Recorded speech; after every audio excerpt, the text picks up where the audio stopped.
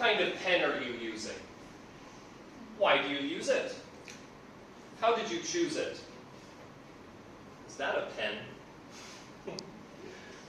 Nowadays, due to modern conveniences, many people don't think very much about what type of pen they use. But there was a time in the past when using a pen was just as important as what kind of shoes you wore or what kind of car you drove. And so today's presentation is all about fountain pens. Before I begin, I have a couple pens I'd like you to take a look at. There are two examples of pens here. This one and the silver one are a snap cap. You can just pull it like that. And these ones are a twist. So take a look, hold them, touch them, so you can experience what they're like. Take a look and hang them down. In today's presentation, there will be three parts.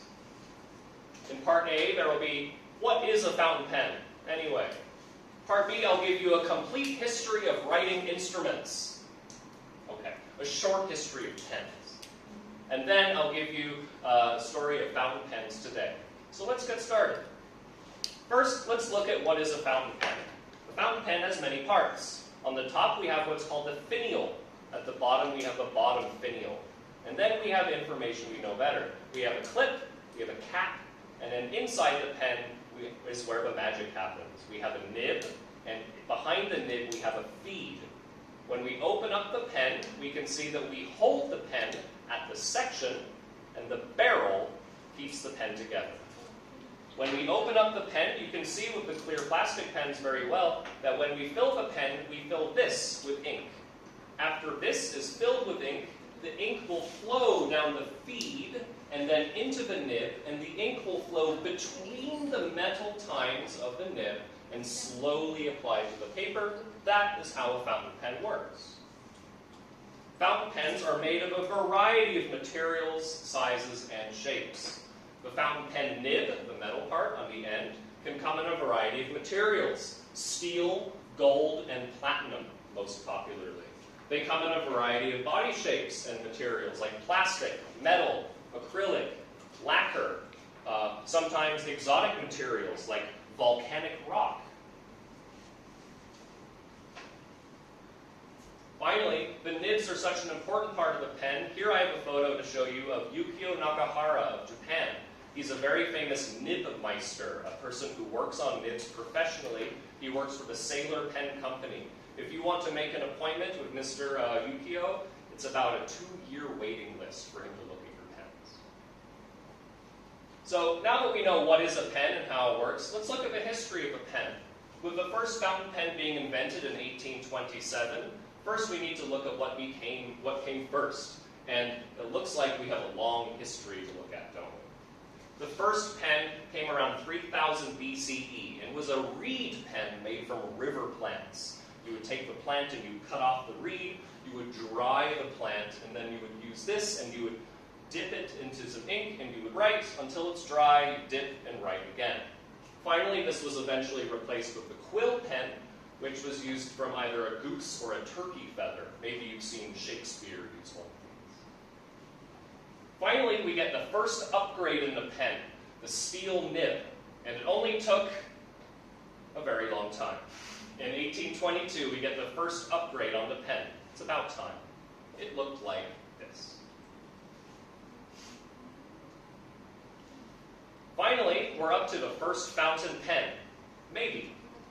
The first fountain pen was made by a man named Petros Ponaru in 1827. The pen had many positives. First, you don't have to refill it. But really, it had too many negatives to be useful. It was messy, inconsistent, expensive, inconvenient. Nobody really used Mr. Ponaru's pens for a long time. That's why the inventor of a fountain pen is usually attributed to this guy right here, Mr. Lewis Waterman of Waterman Pens. He created this pen right here, the ideal fountain pen, which is actually a pen still in manufacturing today. Here's a copy from 1980, and here's the original model from the years 1880. That's right, the first fountain pen was invented around 1884.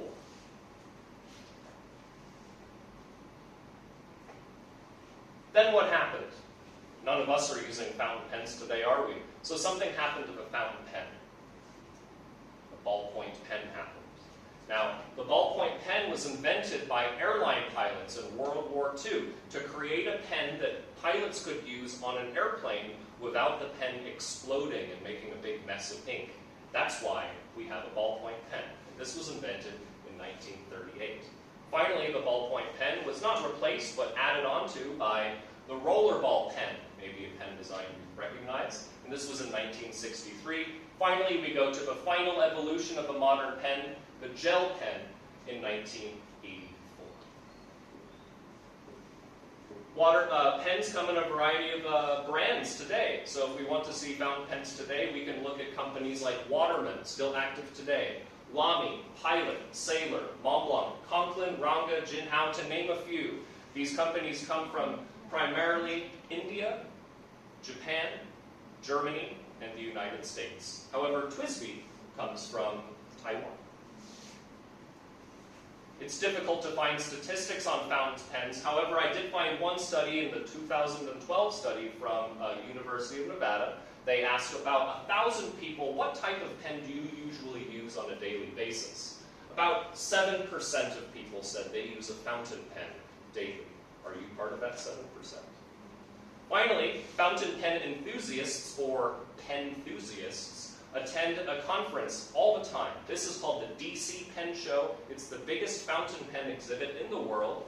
Last year, there were over 170 vendors in attendance, and thousands of people came to see fountain pens from around the world.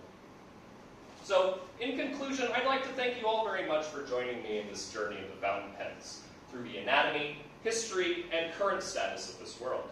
It's a topic I'm very passionate about. Fountain pens were most popular between the 1880s and 1930s. Today, many people may see them as antiquated technology, or possibly even snobbish. But despite the invention of more convenient technologies, fountain pens live on with many due to their versatility, uniqueness, smoothness, and collectability. Finally, I'd like to thank the following sources for providing the information in my research. Thank you very much.